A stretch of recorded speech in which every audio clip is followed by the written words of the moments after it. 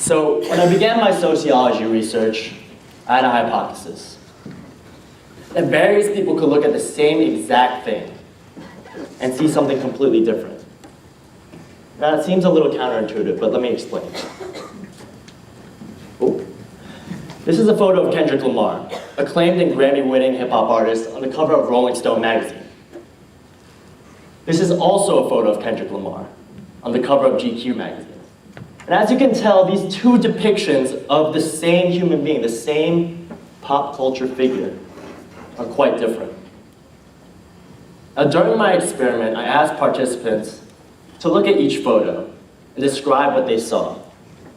And more importantly, tell me how they felt, whether or not they liked the photo, and why or why not. So when I showed this photo, I had one participant look at it and said, "That's a dope photo of Kendrick. I like it because it's hip-hop right there. He looks hardcore. He looks like he's been through a lot. I think the photo is pretty representative of Kendrick. He talks a lot about pain in his songs, struggles and hardships from where he is, people dealing with addiction, and just in general a rough lifestyle from Compton." I had a second participant look at the same exact photo and say, "I know Kendrick a bit because I listen to some of his music, but don't know really much beyond that. His clothes, I think, make him look like a gang member. Gang members might wear clothes like that. He looks confident, but he's not smiling. His hand is in his pocket, which is kind of threatening." We see the same divergence of perception with this second photo. The same first participant said, "In this photo, it looks like he's saying, I'm just getting out there. I gotta look clean for the people, and I gotta put a good impression for the people. I'm gonna hold a mic in my hand to let people know that I'm a music artist." He got the skinny tie on with a cheesy smile and a nice fade. But the Kendrick now is not trying to put on a show for anyone. He's real. So this looks a little cheesy to me in that sense. I had a second participant look at the same photo and say, "I like this photo of Kendrick more than the other one. I just think he looks a little more friendly and welcoming, I guess. The suit makes him look very sharp, like he's about to present at the Oscars. He looks happy, and I would want to talk to him."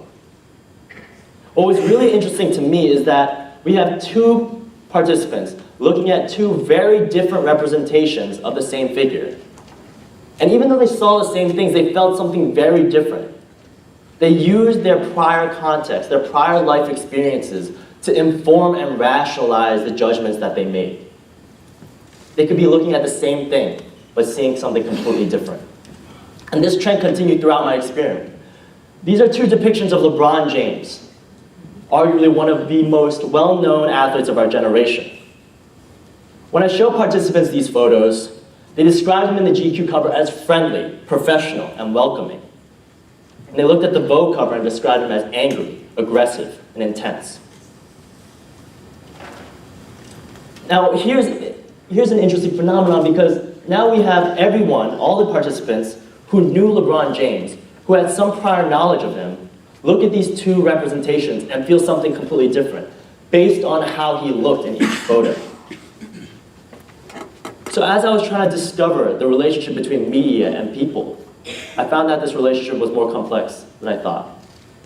And as I showed participants each image, a pattern began to emerge.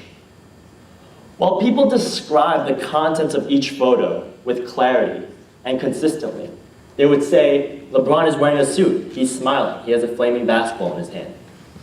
The way they felt about it, the conclusions they drew, were quite different and based upon their personal experiences. Now, what does this say about us? What does it mean that two students from the same university could look at the same exact image and see, and more importantly, feel something so different? What is the impact of this phenomenon on our everyday lives? You see, I think we take for granted our own worldview, our own perspectives, because they're formed by our own life experiences and the things that happen around us all the time. But we often don't consider the complex relationship that each one of us have with media and how that shapes our perception of reality. As individuals, we've always craved the ability to contextualize our human experience with those around us. We want the ability to say, we want to look at someone and say, I see what you're doing, what you're thinking, what you're saying, what you're feeling, so that I know how to think, how to act, and how to feel. Not necessarily to mimic those around us, but simply to contextualize who we are, our unique human experience in the spectrum of possibility. And the funny thing is, media has provided us with that ability to say, I know how to act in this situation. I watch a sitcom, and now I know how to act on a date. I watch the red carpet, and now I know how to act, how to interview, if I ever reach that status. But because of how old we are, where we come from, our race, ethnicity, class, gender, and things that we don't necessarily have control over, because of these factors, we're exposed to different types of media. And not only are we exposed to different types of media, we process this media quite differently. And as a result, we all have unique relationships with media. And because of this, our perceptions of the world diverges from one another. We can be looking at the same facts, the same images, reading the same Facebook statuses, and see and feel something completely different. And our social contexts begin to diverge.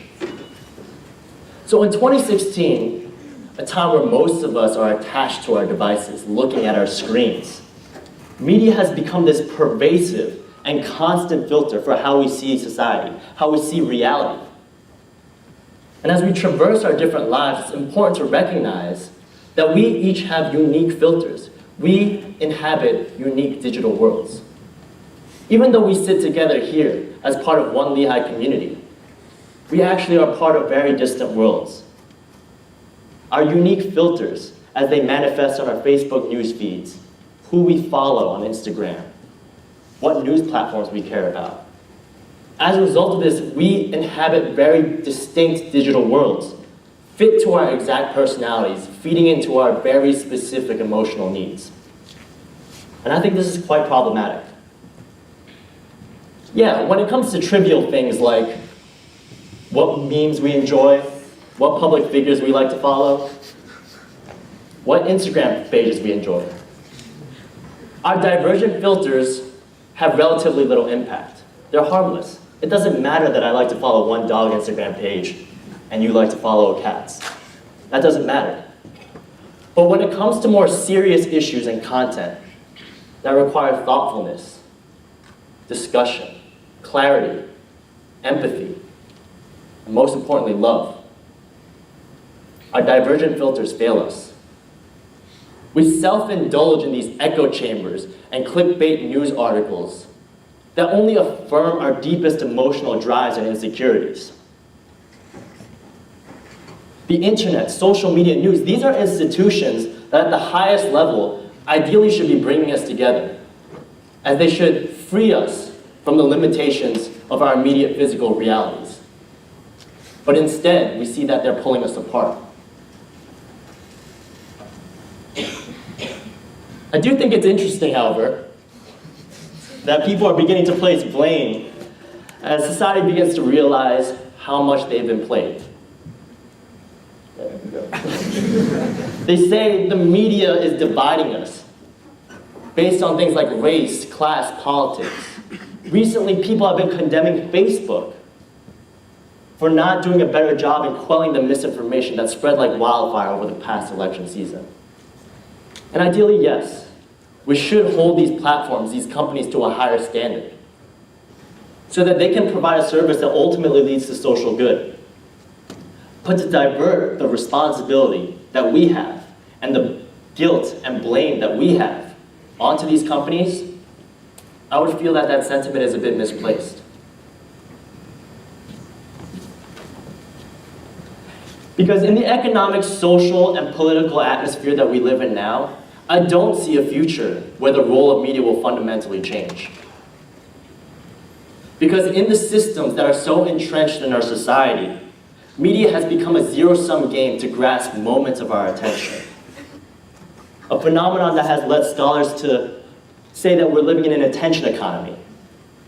Media is no longer a service of Media is no longer a service of information, but about entertainment and emotion. Op-eds, videos, and even these magazine covers that I showed you before are all designed to evoke specific emotions, to spark discussion, outrage, to cause shares, a purchase, ultimately for profit-driven incentives. As a result, when you think about the dynamics that we've been talking about and bring them in the context of today's theme, which is ignorance,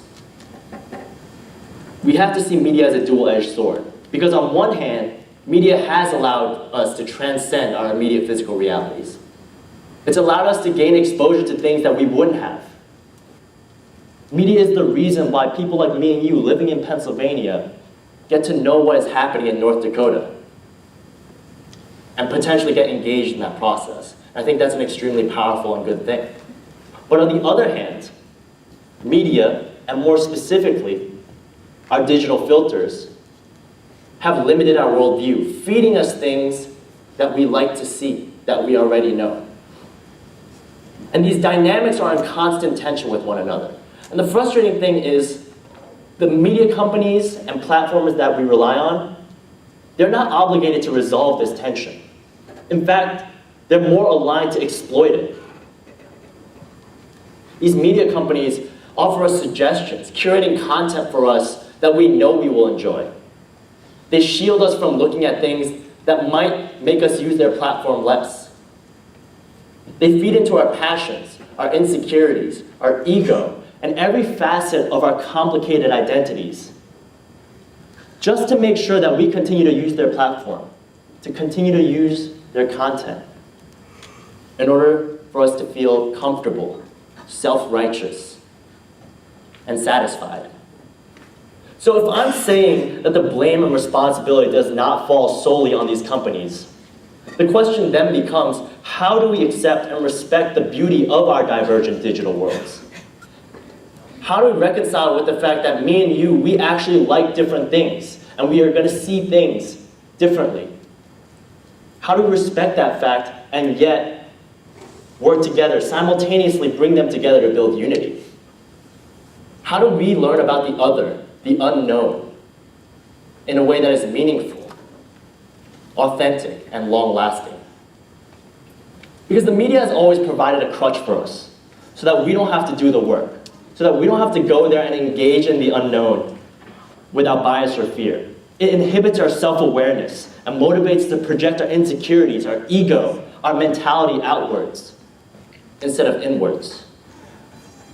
In order to build unity in this era of divergence caused by our digital worlds, we need to curb our dependence on filtered experiences and instead truly engage and immerse ourselves in direct ones.